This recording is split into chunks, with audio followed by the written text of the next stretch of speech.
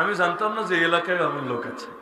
আজকে বাদ মাগরিব আমাকে গফরগাঁও মাহফিল ছিল বাদ মাগরিব, সেখানে কিছু মানুষ বলছে যে হুজুর ওই মাহফিল তো হবে না। বলে কি বলে, সারাদিন ধরে আলাপ হচ্ছে। আমি সিলেট থেকে বিমানে ওঠার আগেও এই যে যেই ভাই যোগাযোগ করেছেন, নক দিয়েছেন, হুজুর আসছেন কিনা, আমি বললাম হ্যাঁ ফ্লাইট ডিলে, তারপরে চেষ্টা করবো ইনশাআল্লাহ সময় মতো চলে আসার। তাহলে সব তো জানি ঠিক হচ্ছে, আর না হলে তার থেকেই জানতাম। কি বলেন মাহফিল হবে না? না, আমরা ফেসবুকে দেখেছি পোস্টার ক্লোজ দেওয়া, এ মাহফিল হবে না। বললাম আমি তো যেহেতু জানি না, আচ্ছা দেখা যাক, অনেক সময় গুজবও ছড়ায়। কিন্তু এখানে আসার পর কথাবার্তা শুনে আমি তো বুঝলাম হ্যাঁ আসলেই এমন ঝামেলা হয়েছিল।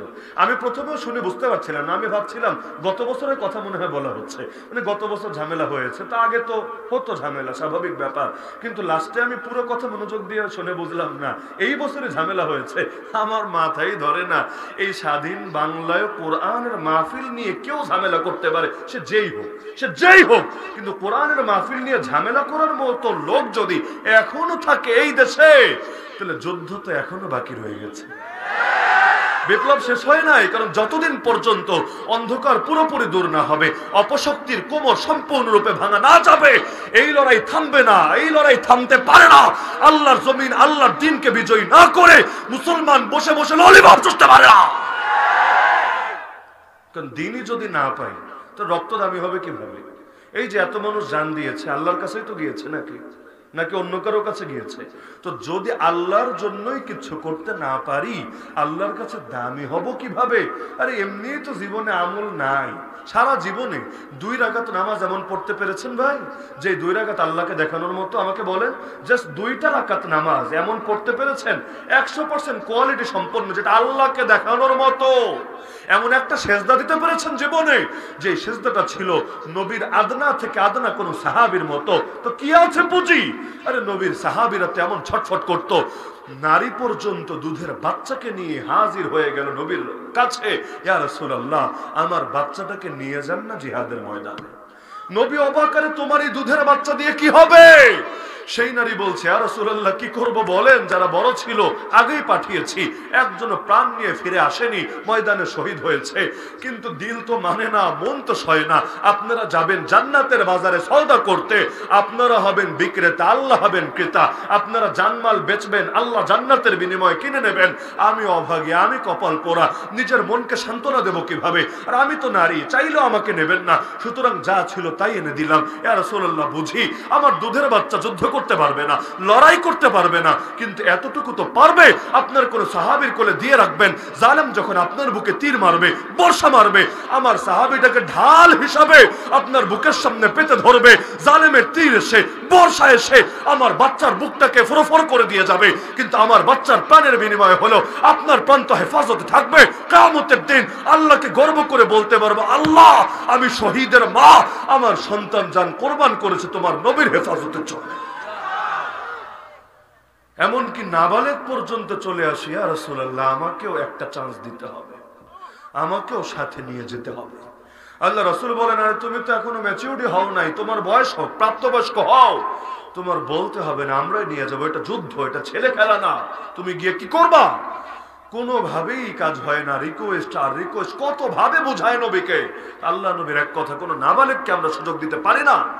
অবশেষে চিন্তা করলো এভাবে আর হবে না, কৌশল করতে হবে। নবীকে বলল, ইয়া রাসূলুল্লাহ ওই যে আমার এলাকার ওই ছেলেটাকে নিয়েছেন, ও যদিও বয়সে আমার চাইতে বড়, কিন্তু যুদ্ধে বয়স দরকার না, শক্তি দরকার। ওর শক্তি কিন্তু আমার চাইতে কম। বিশ্বাস না হলে আমাকে একবার কুস্তি খেলার সুযোগ দেন, আমি কুস্তির ময়দানেই প্রমাণ করে দেব আমার শক্তি বেশি, ওর শক্তি কম। তো যদি আমি বিজয়ী হই, আমার একটা চান্স দিয়েন, আমিও কিছু অবদান রাখতে চাই দিনের জন্য। আর যদি আমি হেরে যাই, দ্বিতীয়বার রিকোয়েস্ট করব না, দ্বিতীয়বার আপনাকে নিয়ে যেতে আমি বলবো না, একবার লড়াই করতে দেন না। আল্লাহ নবীরও দিল গলে গেল। এই যুগে দেখেন না, বড়দেরই নেওয়া যায় না, আর বাচ্চা ছটফট করছে ময়দানে যাবে বলে। আল্লাহ রাসূল অনুমতি দিলেন, ঠিক আছে লড়াই করো দেখি। এখন লড়াই করবে, লড়াই শুরু করার আগে আস্তে করে ছোটটা বড়টার কানে গিয়ে বলছে, ভাই আমার তুমি বয়সেও বড়, শক্তিতেও বড়, তুমি যদি শক্তি প্রয়োগ করো আমি কিছুতেই তোমার সাথে কুলিয়ে উঠতে পারবো না। কিন্তু দেখো আল্লাহর জন্য কি একটাবার স্যাক্রিফাইস করা যায় না? তোমার তো কপাল খুলে গেছে, নবী তো তোমাকে কবুল করে নিয়েছেন, অনুমতি দিয়েছেন, আর আল্লাহ নবী একবার যাকে কবুল করেন তাকে আর রিজেক্ট করেন না। তোমার তো কপাল খুলে গেছে, একবার যদি তুমি স্যাক্রিফাইস করো ভাই আমার কপালটাও খুলে যাবে। দুই ভাই হাতে হাত রেখে কাঁধে কাঁধ মিলিয়ে জান্নাতের বাজারে সওদা করবো ইনশাআল্লাহ, একসাথে হাসি মুখে জান্নাতের পাখি হবো ইনশাআল্লাহ। একটাবার সুযোগ দাও না, আল্লাহর জন্য ছোট হও, আল্লাহ তোমারে বড় বানায় দিবে। বড়টারও দিল গলে গেল, বলো ঠিক আছে ভাই আমি ছোট হব তোমার জন্য। লড়াই শুরু হলো। দুনিয়া সবাই ভাবলো ছোটটা বড়টাকে শক্তিতে হারিয়েছে, আসলে শক্তিতে হারায় নাই, বড়টা ইচ্ছাকৃত ভাবেই হার মেনেছে। আল্লাহ রাসূল ছোটটাকে যাওয়ার অনুমতি দিয়েছে, তার মুখে যেন দুনিয়া বিজয়ের হাসি ফুটে উঠেছে। এই পরিমাণ ছটফট করতো তাদের ভেতরে দিনের জন্য অবদান রাখবে বলে। হানজালা রাদিয়াল্লাহু আনহু কানে যখন আওয়াজ এসেছে হাইয়া আলাল জিহাদ, হাইয়া আলাস সালাহ না, হাইয়া আলাল জিহাদ। আমরা তো হাইয়া আলাস সালাহ শুনলেই মসজিদে আসতে পারি না, হাইয়া আলাল জিহাদ শুনেছেন। ফরজ গোসল করতে কয় মিনিট লাগে, কয় মিনিট, কিন্তু অতটুকু তরতার ভেতরে শয়ে নাই, বের হয়ে যাচ্ছেন। তিনি দরজার দিকে যাচ্ছেন, পেছন থেকে স্ত্রী তাকে ডাকছে, স্বামী আমার, তাকায় না, ভ্রুক্ষেপ করে এগিয়ে যাচ্ছে। আবার ডাক দিল, স্বামী আমার, তাও তাকায় এগিয়ে যাচ্ছে। আবার ডাক দিল, ওগো স্বামী একটু শোনেন না।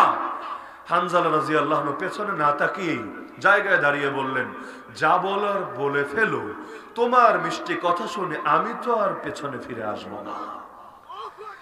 সেই নারী বলে দিচ্ছে, আপনি কি ভেবেছেন আমি আপনার পিছু টানের কারণ হব? আমি আপনাকে বাধা দেব আল্লাহর রাস্তায় যেতে? আপনি